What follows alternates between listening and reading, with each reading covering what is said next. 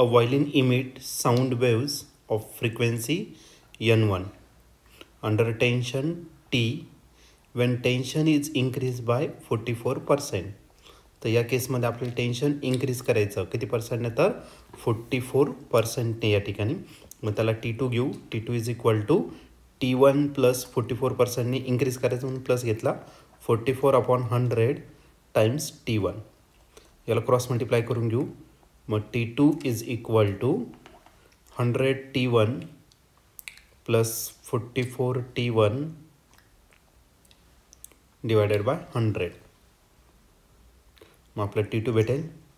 मग T2 is equal to 144 T1 upon 100 T1. Okay. T2 is equal to 144 divided by T1. Keeping the length and mass per unit length constant. Length आणि mass per unit length काय ठेवायचं आपल्याला constant ठेवायचं आहे. Okay. मग L2 is equal to L1 आपण या ठिकाणी कन्सिडर केलं and M1 is equal to M2 consider केलं. ठीक आहे. तर दोन्ही कॉन्स्टंट ठेवलं आहे. पुढे frequency of sound wave become N2. Frequency जी बनणार N2. Then the ratio of N2 to N1 is. तर आपल्याला रेशो फाईंड करायचा N2 टू N1 हा रेशो आपल्याला या ठिकाणी फाईंड करायचा आहे. तर हा क्वेश्चन 2024ला आलेला होता. याचे 4 ऑप्शन आहे. त्यापैकी पहिलं ऑप्शन आहे 5:6, बी ऑप्शन आहे 6:7, सी ऑप्शन आहे 6:5, डी ऑप्शन आहे 7:6. तर या 4 ऑप्शनपैकी या क्वेश्चनचं करेक्ट आन्सर काय असलं पाहिजे तर आपण याला सॉल्व करूया आणि मग डिसाईड करूया. ओके. तर सर्वात पहिले आपण फ्रिक्वेन्सी या ठिकाणी राईट करणार आहे.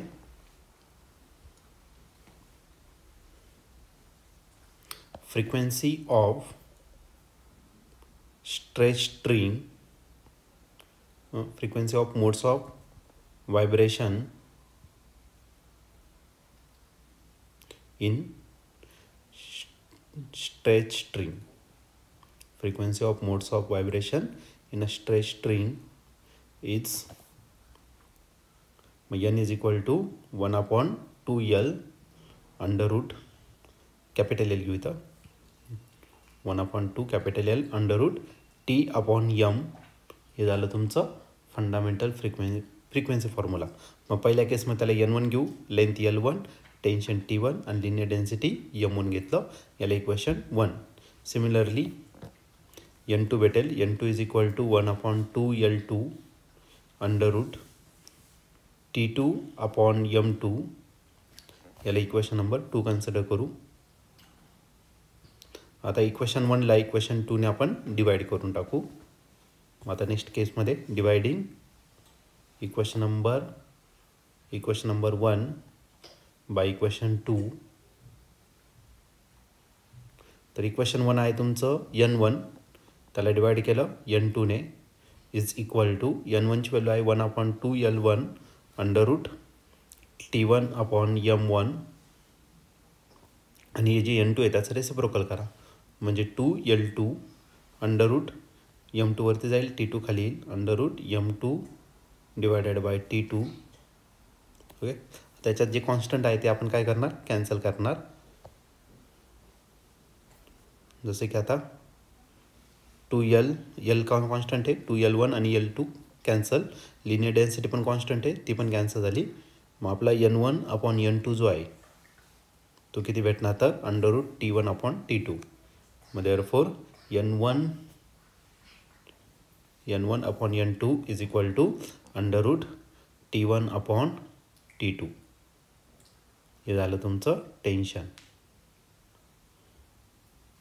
N1 अपॉन N2 तसंच ठेवणार आणि अंडर रूट या टेन्शन जो आहे तो किती T2 जो आहे तो किती 144/100 टाइम्स T1. ओके.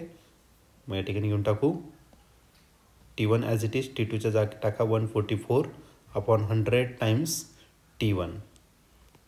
T1 आणि T1 काय आला कॅन्सल, 100 कुठे जाणार वरती. मग N1 upon N2 is equal to under root 100 upon 144. आता 100 आहे 10चा स्क्वेअर रूट आणि 144 12चा. मग N1 अपॉन N2 हा जो रेशो आहे तो किती भेटेल तर 10/12. 10 आणि 12 जे आहे ते कुठे 2च्या टेबलमध्ये. मग 2 5 जा 10, 2 6 जा किती झाला 12. मग N1/N2 जो आहे त्याचा रेशो भेटेल 5:6. ओके, त्याला आपण शेडेड करून घेऊ. मग N1/N2 भेटेल आपल्याला 5/6. 5/6 हे N1/N2 आपल्याला या ठिकाणी भेटलेलं आहे. पण आपल्याला फाईन करायचं काय N2/N1. एकदा परत चेक करून घेऊ काय फाईन करायचं आपल्याला N1/N2 का N2/N1. तर या ठिकाणी आपल्याला रेशो फाईन करायचा N2/N1च फाईन करायचा, राईट. मग याचं काय करून घेऊ आपण रेसिप्रोकल करून घेऊ. मग देअरफॉर N2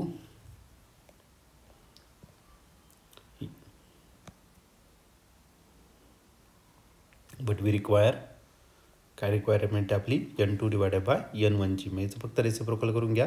मग N2/N1 भेटेल आपल्याला 6/5 भेटेल. ओके, आणि याचं आपलं काय असणार तर फायनल आन्सर असेल. मग N2/N1 इज इक्वल टू 6/5 हे त्याचं काय असेल तर फायनल आन्सर असेल.